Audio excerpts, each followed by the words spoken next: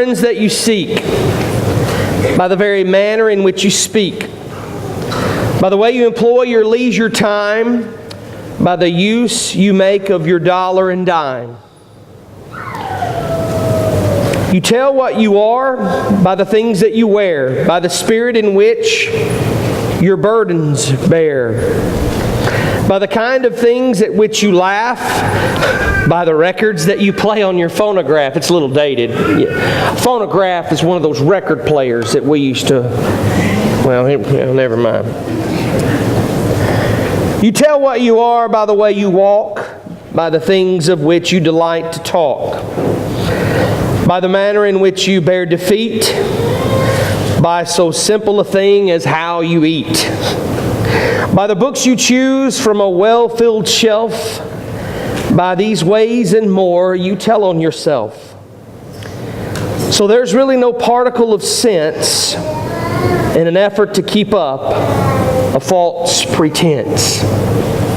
Everything about us, everything that we do, really reveals who we really are. And that's why I thought it necessary that we really look at this passage in these 2 chapters that we've been looking at, of what it really means to be who we say we are. Because it's very easy when we come into church, it's very easy when we come through those doors that we put on our costumes. It's very neat that we wear these dress clothes on Sunday. It's very neat that we put these on, because a lot of you don't wear these on a normal basis. Now some of you do. I know some of you dress up normally when you go to work, but a lot of you don't. So when you put these on, it's almost as if like you become another person. You put these nice clothes on, you become another person, and then you walk in these doors and you're somebody else. And then as quickly as you get home, you take them off and you lay them on the dresser or you lay them on the bed and you become your normal person again. And the things that you do, the things that you say, the things that you read, the things that you act out, the things that you spend your money on, that really dictates what kind of person that you are. So it's really important that we as Christians, that we really be who we say we are. So what we're looking at is, we're looking at this text in 2 Corinthians where Paul is writing to the church. And he's writing to the church who's struggling with false teachers. And he's having to defend his apostleship. He's having to defend him being an apostle amongst these false teachers who are claiming to have a special relationship with Christ and are pointing out to Paul and saying, he's the one that's the false teacher. He's the one that's tying up heavy burdens on you. He's the one that's really the one that you need to be worried about. We're the ones that have spent that special relationship and have been close to Jesus. And Paul has to defend himself. And what he does is what we mentioned last week. It's almost as if he holds up his identity card. He holds up his credentials. But his credentials aren't really a badge or a card. It's his life. And he holds up these things. And the ones we looked at last week, if you want to go ahead and go to the first one there, Seth, go ahead and click on the first one there. We looked at the relationship that he had with Jesus. He said, if you just look at my personal relationship, look at who I am, look at what I've done, look at the people that I've spent the last few years with. Go talk with Ananias, go talk with Barnabas, go talk with John Mark, go talk with Timothy, go talk with these people, talk with Peter. You talk with these people that you know spent time with Jesus, and they'll tell you about my conversion on the road to Damascus. They'll tell you about who I really am. Go on to the next one. Then not only that, but you look at the impact that I've had within the church. You look at how I've impacted the church and some of the things that I've done. You go through the churches and you see what mark that I've left and on these missionary journeys and how I've sacrificed everything. I left my job. I left everything that I knew and I went on these missionary journeys to establish these churches, to teach them the ways of God and the ways that they need to be doing things and to warn them. And I write these letters to these churches. You look at the impact that I've had on the church, because you look at the impact that these false teachers have had. They're tying up these birds on you. They're gossiping about you. They're hurting you. They're even hitting you, tying up these financial burdens on you. And I haven't done that. I'm doing things to edify the church and to build up the church with the sacrifice in myself. These guys are sacrificing you to edify themselves when it should be the other way around. And when you look at the church, a true credential of a Christian is to look at their true relationship with Jesus. You can see if a person truly has a religion or a relationship if you just examine their life for a few minutes. And if you do that, you can go in someone's house. I used to say that if you could spend a few minutes in a kid's room, Eddie, when I was youth minister, if I could just get in a few minutes in a kid's room, I could tell a whole lot about that kid. I could see the posters on their walls. I could see the things that they listen to. I could tell a whole lot about that kid's life by just being in the room just a few minutes. If I could be in your home, if you could be in someone else's home, you could tell really a whole lot about a person, about what kind of... You could tell a lot about whether or not they had a relationship or religion. You can also tell about a person on whether or not they have a positive impact on the church or whether they have a negative impact on the church. And then the next one we looked at was where Paul talks about how he had a compassion for the lost. How his desire was for them, not their desire as the false teachers were for themselves, to build themselves up. That I have sacrificed for you. And we looked at other passages of Scripture how we need to hate the garments that are even burned by the fire. That we need to reach out to those that are lost. And as we look to see about our credentials, how much of our faith, how much of a credential do we have of having that compassion for the lost? How many times a week do you think about those that are lost? That really hurts when you think about it, doesn't it? Evangelism that's a bad word for us to mention because it hurts all of us, because we look at it and I don't think we really think of the lost as much as we should. We don't think about those people that don't have Jesus. We think, well, that's their business. I've got my life, that's their business, and I don't want to interfere with their business. I don't want to make them mad, and I don't want to hurt them because I'm all right. These false teachers, they thought they were all right, and they weren't really concerned about anybody else. Paul says, my compassion is for you and those that are lost. And then we get into the lesson this morning. And the next step that we get into is the true credential of a Christian, and Paul says, is the humility that a person might have. So as you got your Bible open, I want you to look, and we're going to use a lot of verses today. And I hope you brought your Bibles because we're supposed to use them. We're going to look at our Bibles, and we're going to look at a great deal of some passages because there's probably no nobler of a Christian characteristic than humility. Humility is the general conviction that believes that one is utterly and completely unworthy of goodness, mercy, and the grace of God. Humility is the point of being willing to sacrifice yourselves for the benefit of others. It is not looking out for your own well-being. It is looking out for the benefit of others. It's not thinking of yourself. It's thinking out for the benefit of others.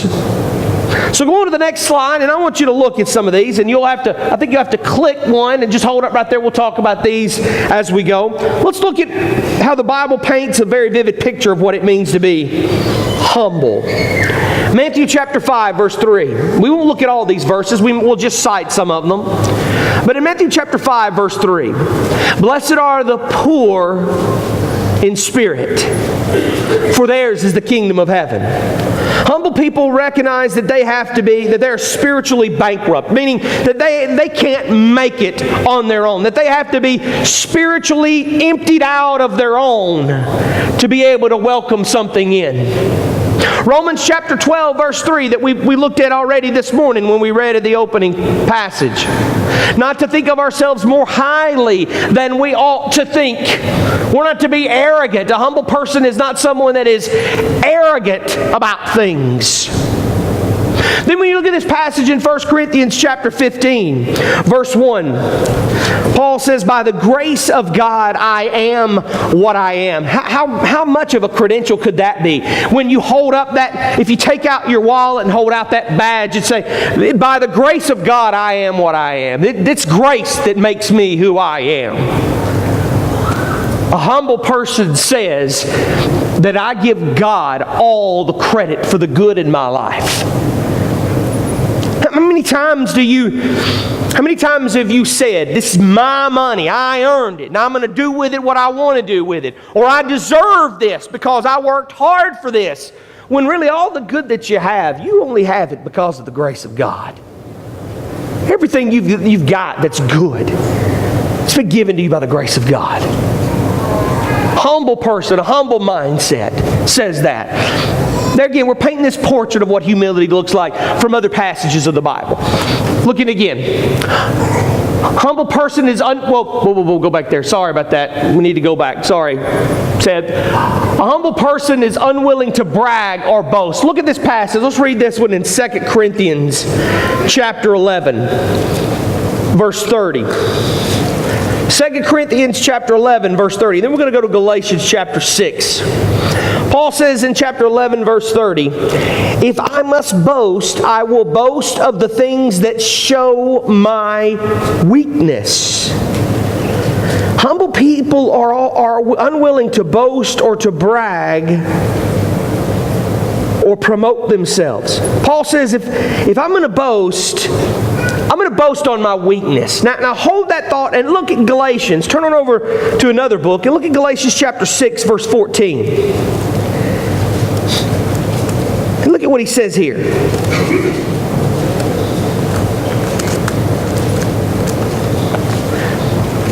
Galatians 6, verse 14.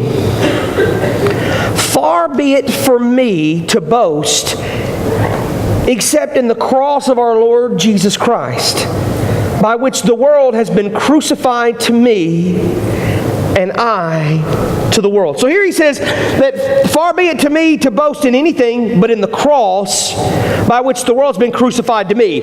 And over here in chapter 11, it says if I'm going to boast, I must boast in the things that show my weakness. People, when you boast, you don't boast in your weaknesses, do you? You don't boast in the things that make you look bad. You boast in the things that make you look good. I mean, you don't look at yourself and a person don't look and say, boy, I sure am ugly, ain't I? Man, I'm the ugliest person around. You don't do that. You do the opposite when a person's going to brag. But Paul says that if I'm going to boast, I'm going to boast in the things that I'm weak in, because in those weaknesses, that's where the cross shines through. That's where Christ shines through. All the glory is not, He didn't take any credit for anything. It's all coming from God. Not only that, but they're often embarrassed when they are recognized. A humble person is often, they're embarrassed when they are recognized. Now, you've seen somebody like this, right? You've seen somebody if they win an award, and they don't want the credit for it. Or you've seen someone that may donate a lot of money to something, and they want to make an anonymous donation, or they don't want people to know that they've done it. You can tell a person, if they're going to write a check for a special cause, and they say, make sure you tell them who did this. Or if they make that check and they fold it up and say, make sure they don't know who got this. There's a huge difference, and that happens a lot here at the church. When people come in and they'll give you that check and they'll fold it and say, give this to somebody, and they'll say, but don't tell them who did it. That happens a whole lot. Rarely does it happen when somebody comes in and says, tell them I gave them this. That doesn't happen much. I will say that. But most people are embarrassed when they are recognized. Look at this passage here. This is one you may not have recognized. Proverbs 27, verse 2.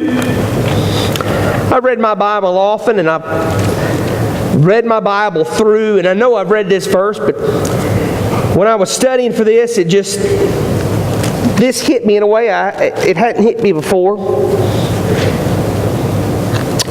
Proverbs 27, 1 and 2. Do not boast about tomorrow, for you do not know what a day may bring. But then notice verse 2. Let another praise you, and not your own mouth. A stranger, and not your own lips. You've thought of that? Let another person praise you. Don't let it come from your own mouth. A stranger, not your own lips. Humble person is the person that's embarrassed when they receive recognition for doing something good. Humble person don't hide their shortcomings. In 1 Timothy chapter 1, verse 15, Paul lets it be known that he is a sinner, that I've got problems. Humble people are willing to serve. Jesus says in Matthew 23, 11, the greatest among you shall be a servant. And then while you're in Proverbs, skip on over to Psalm chapter 37 and look at this. The humble person will always submit their ways to God. Psalm 37. Psalm 37, verse 5. Commit your way to the Lord, trust in Him, and He will act. Humble people allow God to act. Humble people commit their ways to the Lord and allow Him to act. Now that we see that God's painted this beautiful image of what it means to be humble.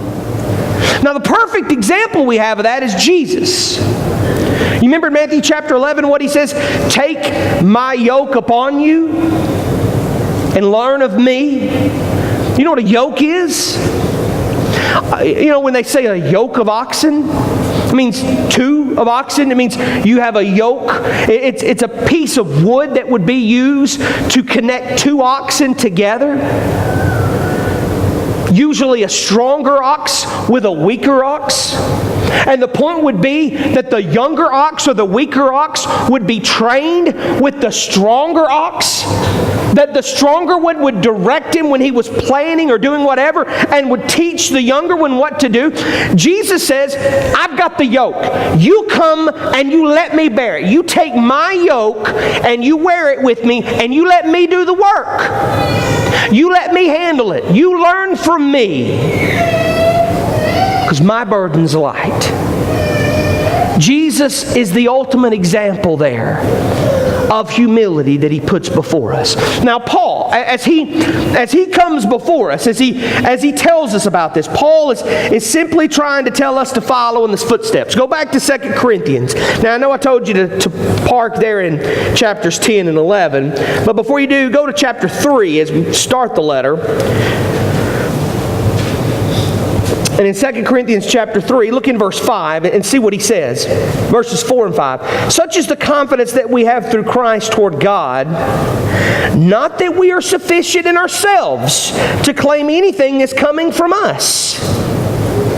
But our sufficiency is from God, who has made us sufficient to be ministers of a new covenant, not of the letter, but of the Spirit. For the letter kills, but the Spirit gives life. Paul, as he writes this letter, he tells them that you are our letter, and he says the confidence that we have comes through Christ because we're not sufficient in ourselves to do this on our own. These false teachers are coming in saying, we have all this stuff for you, and we have what you need. And Paul says, I got what you need, but it's not me that's giving it to you. It's coming from a higher source other than me. There again, he's not taking the credit. He's setting the example. He's letting them know indirectly, without hammering them, without letting them, the church know that these false teachers are wrong and sinful and going to hell for what they're doing. He's going about it a different way by trying to teach them at the same time. He says, look at my credentials. Look at who I am. Now, guys, there's a lesson in that for ourselves. Do we need to mark false teachers? Yes, we do. Yes, we mark false teachers. But instead of just blasting the false teachers for all that they're doing wrong, why don't we just start doing everything right that we can? Why don't we just try to live as best as we can and allow the world to see us living right as that pattern? And when they say, these false teachers begin to teach things that are wrong, why can't we just say, why don't you just look at our credentials. Just look at what we're trying to do, what's right. And you can't argue with the truth. Look at what Paul writes to us as he says. 2 Corinthians chapter 4, verse 7. Here you go to the next list there, Seth, that you got. Look at Paul's resume. He compares himself to, I'm just a jar of clay. He says, I'm just a jar of clay. An earthen vessel, he compares himself to, that he could show forth the glory of God. Broken jar of clay. He also calls himself in Romans 7:29 a wretched man. Now you know these. You've seen these before. He calls himself in Ephesians chapter 3 verse 8 the least of the saints. In 1 Corinthians chapter 15 verse 9 the least of the apostles. And in 1 Timothy chapter 15 or 1 Timothy chapter 1 verse 15 the chiefest of sinners. So, now as we get to really the text, and of course, you know I'm not going to finish, but as we get to the text in 2 Corinthians chapter 10, what Paul's going to do in this last section on humility, he's going to show us what a true humble person looks like. He's going to show us what we need to be doing and what we need to look like if we're going to try to have this credential of humility in our life. Because that's what he calls himself. So this true humility, this is what it looks like. A true humble person is unwilling to compare themselves to others. Now, here's the text. 2 Corinthians chapter 10, verse 12. Listen to what it says. 2 Corinthians chapter 10, verse 12. Not that we dare classify or compare ourselves with some of those who are commending themselves, but when they measure themselves by one another and compare themselves with one another, they're without understanding. These false teachers, when these false teachers are coming in, they're comparing themselves to the apostles. Look at these apostles and look at us. See, look at us and then look at them. Look at us and then look at them. They're comparing themselves to the apostles. They're comparing themselves to other people. Paul comes in and says, a humble person is unwilling to compare themselves to others. This is key for us, church. When you see where I'm going with this, I think you're going to... This is eye-opening for us. We don't need to be comparing ourselves to each other. We don't need to be comparing ourselves to other churches. We don't need to be comparing ourselves to other faiths. We don't need to be comparing ourselves to the church up the road. We don't even need to be comparing ourselves to other churches of Christ as to how they're doing things and how they're growing and if they're growing and what we're doing better than them. We don't need to be doing that. When we look at the text and what it says, not that we dare to classify or compare ourselves. When you look at that, other versions read, we are not so bold. Do you know what that breaks down to mean? I do not dare to do this.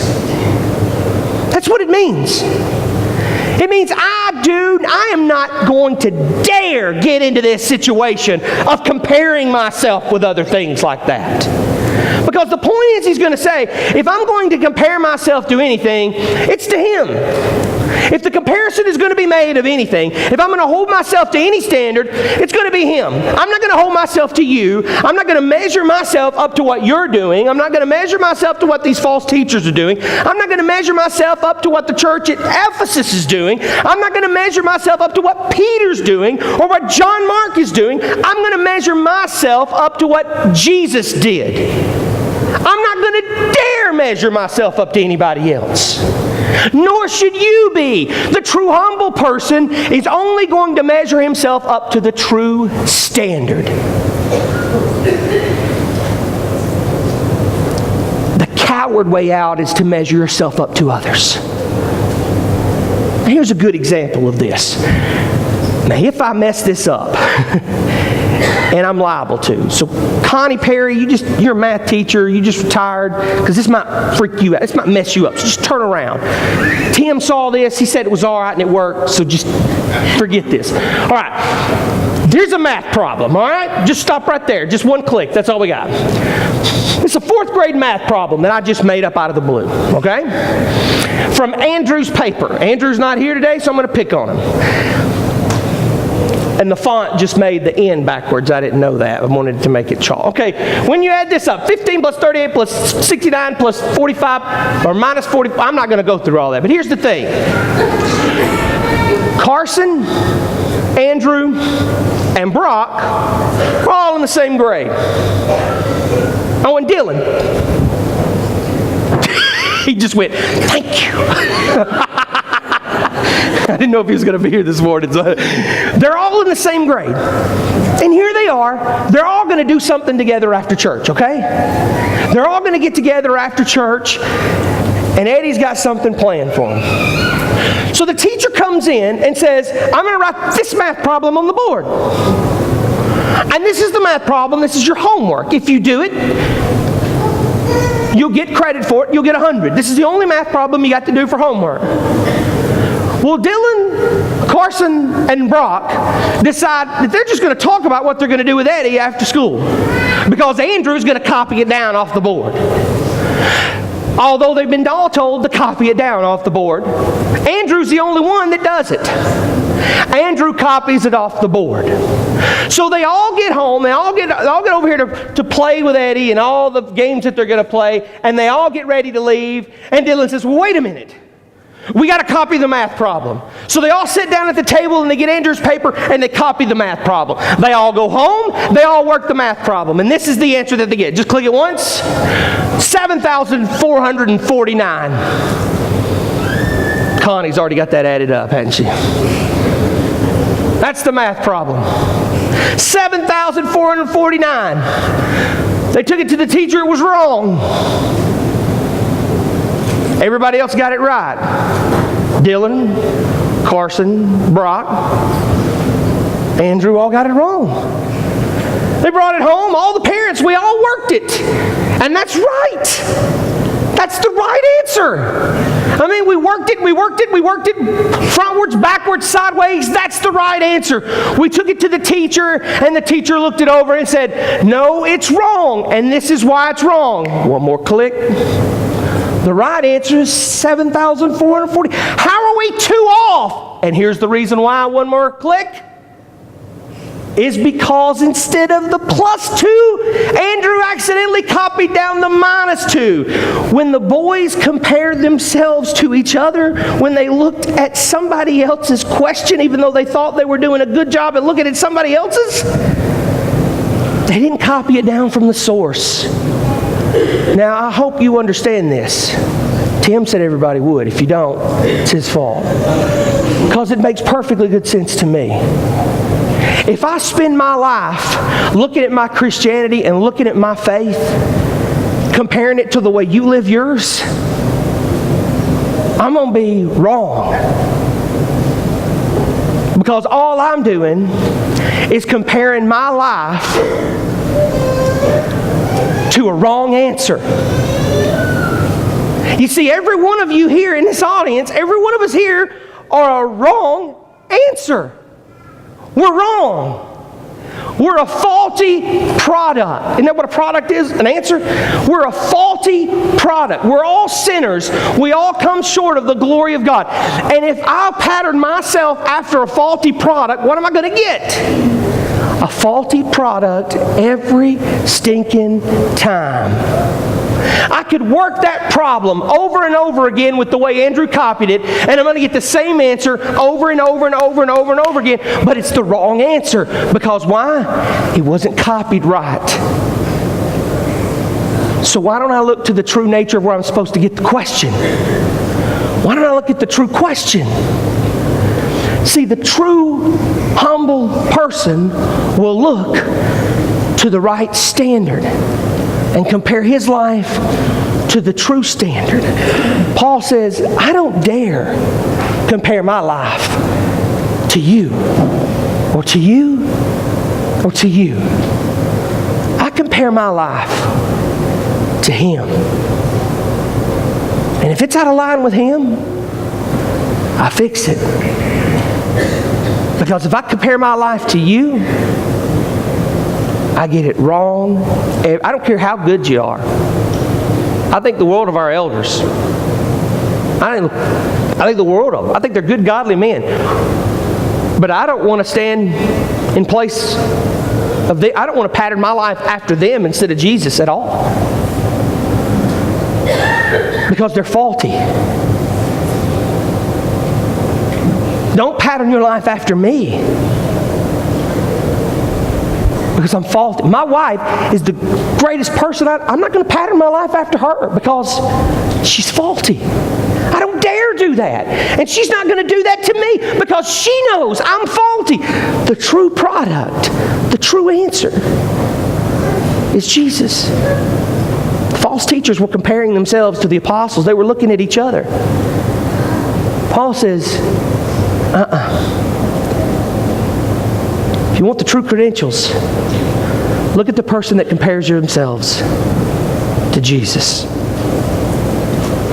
So we'll finish this tonight, but as we do this, as we sing this song in just a second, you look at your life and you look at the standard and you look at how you are in relation to that, not anybody else, not any other church, not any other person.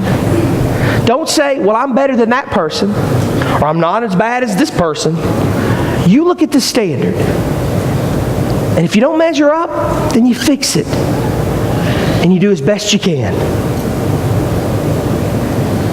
If there's anything amiss in your life, Jesus is here to wash your sins away through faith, repentance, and baptism. But you've got to come to Him.